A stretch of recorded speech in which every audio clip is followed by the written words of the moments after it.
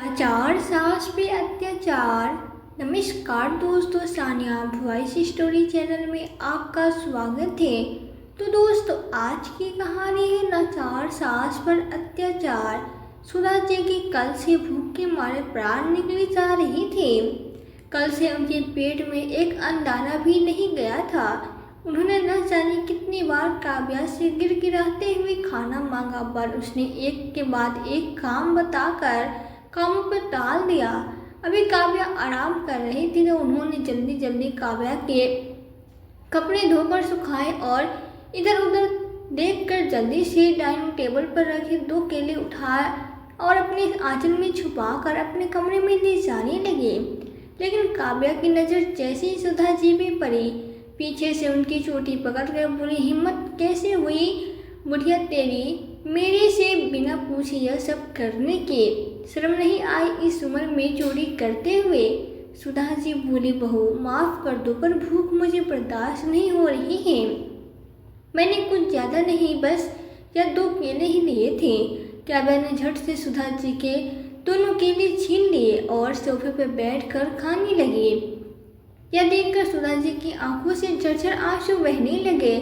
काव्या बोली, बस अब खड़े खड़े मेरा मुंह क्या देख रही है? थोड़ी देर आकर मेरे पैरों को दबाओ, बहुत थक गई है आज की टी पार्टी में। तब रसोई में जो पड़ा है वो खा लेना। सुधा जी को आज के आगे अपना कोई अपमान दिखाई नहीं दे रहा था। वो जैसे काव्या के पैरों को दबाने के लिए चली थी, अचानक काव्या के गाल पर एक झनाकेदार थप्पड़ तमाचा पड़ा। इससे पहले कि वो सामने देखकर कुछ बोल पाती कि दूसरे तमाचे से धड़ाम से सुधा जी के पैरों में गिर गई। सुधा जी और काव्या ने जैसे ही सामने देखा, दोनों की ही आंखें फैलने की चौड़ी हो गई। उन्हें न तो सपने में भी नहीं सोचा था कि ऐसा अद्भुत नज़ारा भी देखने को मिलेगा। उस वक्त काव्या की आंखें जहाँ फटी की फटी रह गई, वहीं सुधा जी उस मंदिर को लगातार निहार रही थी और बार बार खुद से ही पूछ रही थी, ऐसा कैसे हो सकता है? नहीं नहीं, यह सच नहीं है। मेरी जरूर ये बुढ़ी आंखें धोखा खा रही है। लेकिन सामने खड़ी सच्चाई को वो चाहकर भी नहीं छुटला सकती थी और पहुंच गई अतीत के भवंडर में। लीजिए माँ जी, आपके लिए गर्मा गर्म चाय और गोभी के पकौड़े। आपको गोभी के पकौड़े पसंद है ना? मोहन कहते हुए, मेरी दादी को कोई कमी नहीं होनी चाहिए। मेरी दादी है तो मेरे घर है। मुझे बहुत आराम मिला, इतना आराम तो मेरे खुद की बहू ने भी नहीं दिया। वहीं बैठी काव्या की सास सुधा जी जो सब्जी काट रही थी, वो दुखी होकर बोली, माँ जी आप ऐसा क्यों कह रही हैं? मोहन के पापा ने आपकी खुशी के लिए क्या कुछ नहीं किया, जिसका नतीजा यह है कि आज अपने ही घर में मैं एक काम वाली वाइफ बनकर रह गई हूँ। सुधा जी बोली, बहू तुम्हारा तो रोना धोना कभी ख़त्म ही नहीं होता है। और ऐसा क्या कर दिया राज सुरेश ने जो तुम मुझे उलासना दे रही हो? सुधा जी बोली, याद है माँ जी, आपको गांव का घर और ज़मीन बाबूजी उनके नाम कर गए थे, उस पर आप कितनी नाराज़ हुई थी। मोहन के पापा ने सब कुछ आपके नाम कर दिया। फिर जब यह घर लेने की बारी आई, तभी आपने कहा कि माँ के होते हुए अपनी पत्नी के नाम पर लोगे। तभी उन्होंने आपकी खुशी के लिए घर आपके नाम कर दिया। बदले में आपने क्या किया? मेरी बहू के साथ मिलकर दोनों मुझ पर आप दोनों अत्याचार करते हैं कि मेरी सेवा करो तो कुछ तुम्हारे नाम कर दूंगी। आपको अपनी बहू से कोई लगाव नहीं, बल्कि पोते की पत्नी से है कि आपको मेरी तकलीफ दिखाई नहीं देती। कहते कहते सुधा जी की आंखें भर आई। उस वक्त काव्या बोली, मम्मी जी घर में जब हंसते बोलते हैं तो क्या आपको अच्छा नहीं लगता? और आपकी हिम्मत कैसे हुई दादी को इतना ताना देने की? सही तो किया दादी ने, वो घर की बड़ी है, सब उनके नाम पर है, तो क्या दिक्कत है? मैंने आपको नहीं बल्कि दादी और इस घर की संपत्ति को देखकर शादी की थी। अब जल्दी से हाथ चलाइए, 7 बजने को आए हैं। दादी को खाना भी तो खाना है। बेचारी सुधा जी चुपचाप वहाँ से रसोई में चली गई।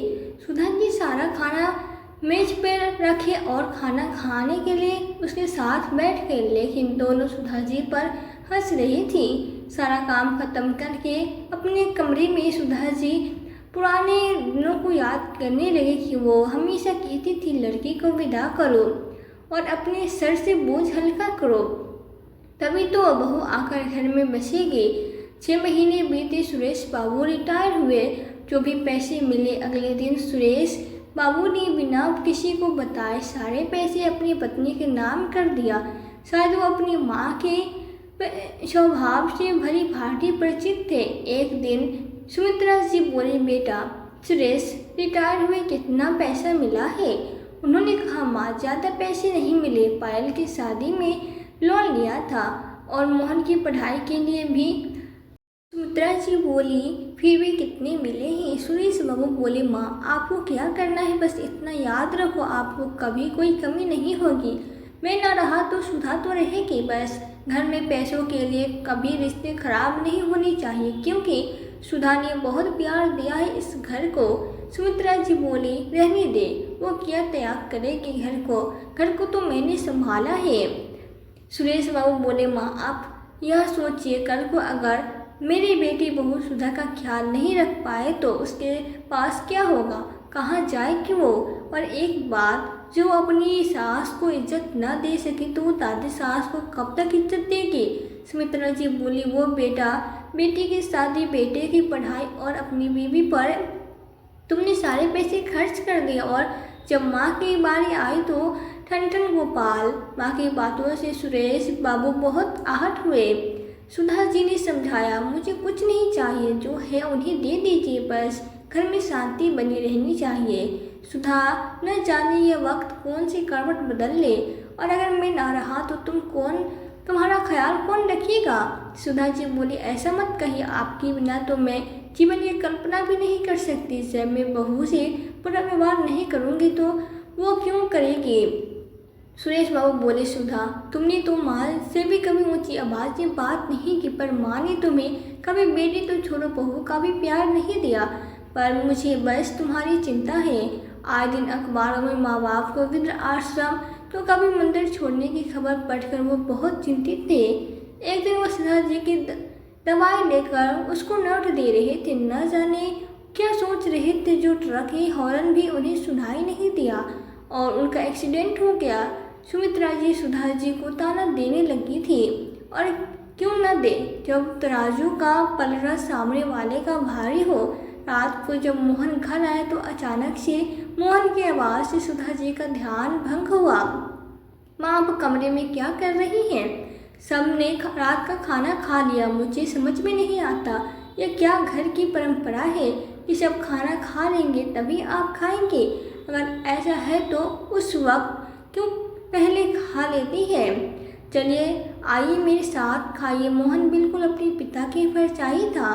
माँ का बहुत ख्याल रखता था, पर पत्नी की सच्चाई से अनजान था। एक रोज काव्य सुमित्रा जी से उनकी पुरानी हार मांग रही थी। सुमित्रा जी बोली, जब तक तुम्हारी सास है वह जेवर और संपत्ति तुम्हारी नहीं हो सकती, क्योंकि अगर उसने यह कह दिया कि इन सब में उनकी बेटी का भी हिस्सा है तो मैं तो ना इधर की रहूँगी ना उधर की। तो इंतजार करो, कौन जानता है मुझसे पहले वही टपक जाए। इतना कहकर दोनों हंसने लगे। सुमित्रा जी बुढ़ापे में अपनी बहू की मरने का इंतजार करें। मोहन से बोली, मोहन बहुत दिन हो गए, मम्मी जी कहीं गई नहीं, मैं सोच रही हूँ उन्हें पायल दीदी के घर भेज देती हूँ। मोहन बोला, तुम इतनी अच्छी हो, सबके बारे में कितना सोचती हो, वहाँ माँ का भी मन बस जाएगा। इतना कहकर मोहन चला गया। सुमित्रा जी अपनी पुरानी सहेली के घर घूमने चली गई थी तो मोहन के दिमाग में खुराफात आया। उसने सुधा जी से कहा, मम्मी जी दीदी का फ़ोन आया है, वह कह रही है उनकी तबीयत ठीक नहीं है, कुछ रोज़ के लिए आपको बुला रही है। बेटी की खबर सुनकर सुधा जी घबरा गई और बोली, हाँ हाँ बहू, बड़ी मेहरबानी होगी अगर तुम मुझे वहाँ छोड़ आओ। तो काव्या बोली, हाँ हाँ क्यों नहीं मम्मी जी, मैं कोई आपकी दुश्मन थोड़ी हूँ। अब मोहन भी यहाँ नहीं है तो घर में ज़्यादा काम भी नहीं है, मैं सब संभाल लूँगी। ऐसा कीजिए, बैग में अपने कपड़े रख लीजिए, मैं आपको आज ही छोड़ आती हूँ। सुधा जी अपना सामान रख रही थी तो काव्या आई और बोली मम्मी से, आजकल ज़माना बहुत ख़राब है। आपने जो सोने की चेन और कान में पहने हैं उसे उतार कर दीजिए। पता चला रास्ते में कोई छीन झपाटा करे तो हम खुद को कैसे बचाएंगे। सुधा जी के सामने अभी बस उनकी बेटी का चेहरा घूम रहा था। उन्होंने फटाफट उतार कर दोनों चीज़ काव्या के हाथों में दे दी। काव्या को पता था सुमित्रा जी शाम होने से पहले नहीं आएगी तो पड़ोस में चाबी देकर निकल गई।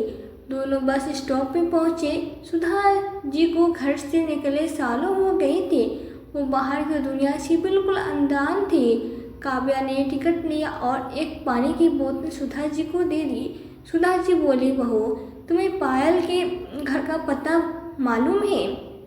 काव्या हंसकर बोली, हाँ हाँ मम्मी जी, मुझे सब पता है। चलिए तो मैं आज आपको आपकी सही जगह पहुंचाती हूँ, पर मैं ठहरूंगी नहीं वरना दादी का ख्याल कौन रखेगा। सुधा जी बोली, बहू मुझे माफ़ कर दो, मैंने तुम्हें गलत समझा, पर तुम तो बहुत अच्छी हो।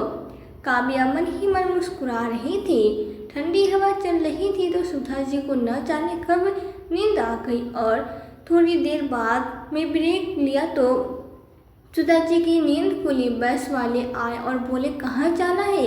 उनकी बात सुनकर सुधा जी के हाथ पैर फूल गए, क्योंकि उन्हें तो पता ही नहीं था कि जाना कहाँ है। बस वाले ने अगले संडे पे उन्हें उतार दिया। बेचारी रो रही थी। राहगीर से पूछा, आपको जाना कहाँ है? वो रो दी और कहती, मुझे अपनी बेटी के पास बस्ती जाना है। देखते ही देखते रात हो गई। ढाबे वाले ने उन्हें रात भर रुकने की जगह और खाने को दे दी, रोटी दी, पर अगले दिन उन्हें वहाँ से निकलना पड़ा। बेचारी सुधा जी दर भटकने लगी।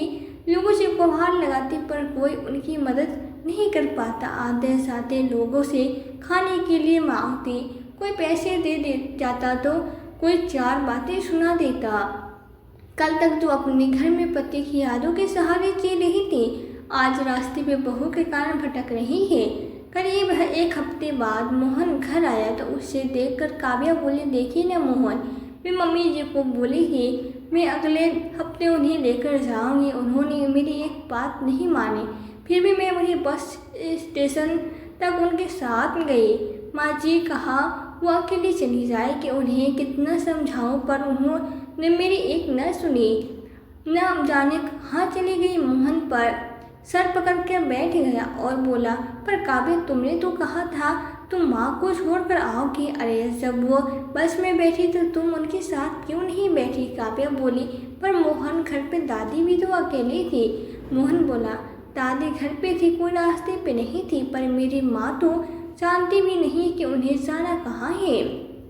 अब मैं कहाँ ढूंढूं? सुमित्रा जी का दिन पर दिन काव्य बुरा हाल कर रही थी। मोहन ने अपनी बहन को खबर की। बहन ने माँ को खोजा पर कुछ पता नहीं चला। इधर सुधा जी बच्चों को ढूंढते ढूंढते दूसरे शहर में पहुंच गई। वही रोड के किनारे रहती, राम भजन सुनती, जो खाने को मिलता खाकर सो जाती। धीरे धीरे लोग उन्हें पहचानने लगे। अब जब उन्हें काके कहकर पुकारते। ढाबे का मालिक कहता, बहन लोग इतने बेगैरम कैसे हो सकते हैं? आप तो कितनी भली हैं, फिर आपकी बहू आपको छोड़कर क्यों चली गई? सुधा जी कहती, भाई कर्म लौट कर आता है, शायद मेरे बुरे कर्म थे जो मुझे ये सज़ा मिली। फिर मैं खुश हूँ कि मैं लोगों की सेवा कर रही हूँ। करीब 6 महीने बीत गए।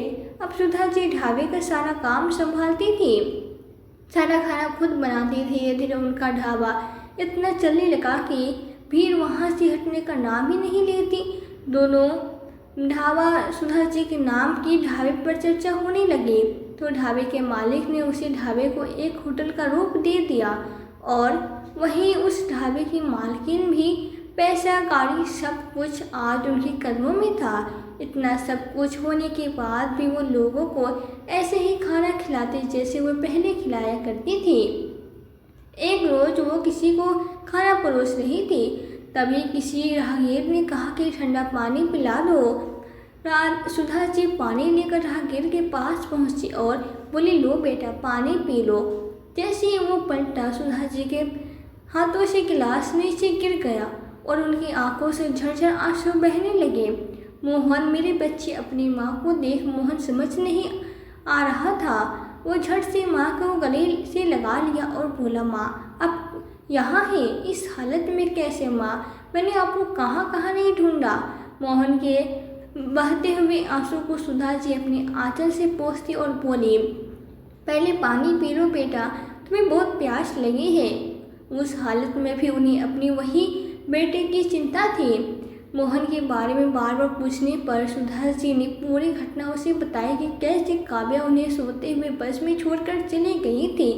फिर वो एक जगह से दूसरी जगह भटकते हुए यहाँ तक पहुँचे। पूरी रात बात सुनकर मोहन का खून खौल उठा। सुधा जी बोली, बेटा वो जो तुम्हारी उम्र का नौजवान बैठा है, इसने मुझे सहारा दिया, इस काबिल बनाया कि आज हजारों लोग तुम्हारी माँ को पहचानते हैं और इतने बड़े होटल की मालकिन बनाया। इतना कहकर वो हंस दिया। राधा जी ने उसको आशीर्वाद दिया और मोहन ने भी उसे बड़े भाई की तरह गले से लगा लिया और घर के लिए वापस निकल पड़ा। घर के सामने मोहन सुधा जी को बाहर रोक करके पहले खुद अंदर गया। काव्या मोहन को दिखाते हुए बोले, देखो मोहन, दादी ने आज मुझे पुश्तैनी हार दिया है। बेचारी मम्मी जी अब रही नहीं तो इस घर का सब कुछ मेरा ही होगा।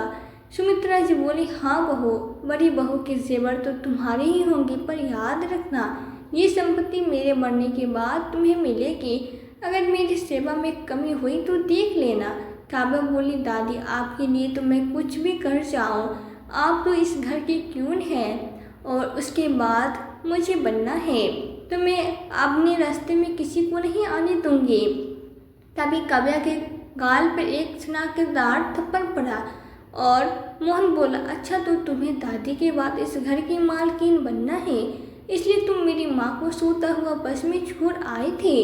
काव्या बोली, ये क्या कह रहे हैं? मम्मी जी तो खुद चली गई थी, मैंने उन्हें कितना रोकने की कोशिश की। मोहन ने दूसरा टाचा भी काव्या को जड़ दिया और बोला, कैसी झूठी औरत हो, झूठ पे झूठ बोले जा रही हो, इतनी नीच हरकत करते हुए शर्म नहीं आए। तभी बाहर दरवाजे पर एक लंबी चौड़ी कार आकर रुकी, जिसे देखकर दोनों की आंखें फटी की फटी रह गई। माँ अंदर आओ, मोहन की आवाज़ पर सुधा जी घर के अंदर आए तो काव्या के पैरों तले जमीन खिसक गई। अपनी इतनी बुरी हालत होने के बाद भी सुमित्रा जी बोली, ये किस विकर्ण को उठा लाया? अरे हाँ, यह तो सुधा बहू है। मैं तो सोची थी वो तो भगवान को प्यारी हो गई होगी, पर इसके तो हाव भाव ही बदल गए, कहीं की महारानी जैसी लगती है। मोहन बोला, दादी आप भी माँ की हैसियत सुनेंगी तो आपके भी पैरों तले जमीन खिसक जाएगी। सुमित्रा जी बोली, अरे ऐसा क्या हो गया जो इसने अपना होलिया ही बदल लिया? मोहन बोला, वो सब बाद में, लेकिन जितनी कुलस्वार काव्या है उतने ही आप हैं, क्योंकि आपने उसके लालच को बढ़ावा दिया। और अभी आप लोग कह रहे थे कि इस घर की मालकिन आप हैं, आप भूल रही हैं, इस घर की मालकिन मेरी माँ है, क्योंकि इस घर को खरीदने में आपके या दादाजी के पैसे नहीं बल्कि मेरे पिता के लगे थे। और एक बात बता दो, पापा ने एक नया बिल बनवाया था जिसमें साफ साफ लिखा था इन सब चीज़ों पे पहले अधिकार माँ का होगा, उसके बाद किसी और का। सुमित्रा जी कुछ कहती उससे पहले मोहन बोला, आप मुझे पापा समझने की भूल मत कीजिएगा। अगर आपने कोई बखेड़ा खड़ा किया तो मैं अभी के अभी आपको घर से निकाल दूंगा और तुम तो अभी के अभी इस घर से निकलो। 3 साल नहीं हुए कि तुमने मेरे हंसते खेलते घर को नरक बना दिया। जिस माँ को तुमने कंवारा समझकर घर से निकाला था और वे इतने बड़े होटल की मालकिन है कि आप सबकी आंखें फटी रह जाएंगी। इतना सुनते ही दोनों की आंखें आश्चर्य से फैल कर चौड़ी हो गई। लेकिन अब मुझे कुछ नहीं सुनना, तुम फटाफट अपना सामान बांधो और निकलो यहाँ से। ये पर काव्या सुधा जी के पैरों में गिड़गिड़ाने लगी, मम्मी जी मुझे माफ़ कर दीजिए, मैं दादी के बहकावे में आ गई थी, वरना आप तो जानती हैं मैं इतनी भी बुरी नहीं थी। सुमित्रा जी बोली, कितनी लालची है, खुद लालच में मेरे पीछे लगी रहती थी। अब सारा दोष मुझ पे मार रही है। सुधा जी बोली, मोहन तुम भी इसके साथ वैसे ही व्यवहार करोगे तो तुम दोनों में क्या फ़र्क रह जाएगा। मेरी माँ अब घर का कोई काम नहीं करेगी और दादी माँ का कमरा उनके लिए खाली कीजिए। आपको इतने बड़े कमरे की कोई ज़रूरत नहीं है। और काव्या, तुम आज के बाद तुमने अगर मेरी माँ के साथ गलत व्यवहार किया तो उस दिन मैं तुम्हें तलाक देकर इस घर से बाहर निकाल दूंगा। वो दिन और आज का दिन, सुधा जी का तो समय ही बदल गया। सुमित्रा जी पोते के डर से वो अब कुछ कहती नहीं और काव्या वो तो अब सुधा जी के आगे पीछे घूमती, फिर भी अपने करने की वजह से न अपने पति से न अपनी सास से नज़र मिला पाती थी। काव्या को अपनी गलती का एहसास हो चुका था, जिसके कारण सुधा जी ने उसे माफ़ कर दिया। सुधा जी को शिकायत थी तो अपनी सास से कि वो एक माँ होकर अपने बेटे के साथ न्याय करती रही और अपनी बहू के साथ होते हुए भी सुधा जी अपने होटल की पूरी व्यवस्था देखने में लगी रहती थी।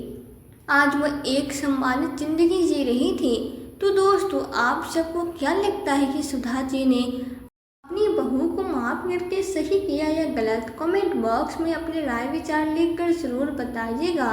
यदि वीडियो आपको अच्छी लगी हो तो वीडियो को लाइक और शेयर करके चैनल पे यदि नए हैं तो चैनल को सब्सक्राइब जरूर कर दें, साथ ही बेल आइकन को प्रेस कर दें ताकि आने वाली वीडियोस की नोटिफिकेशन आपको मिलती रहे।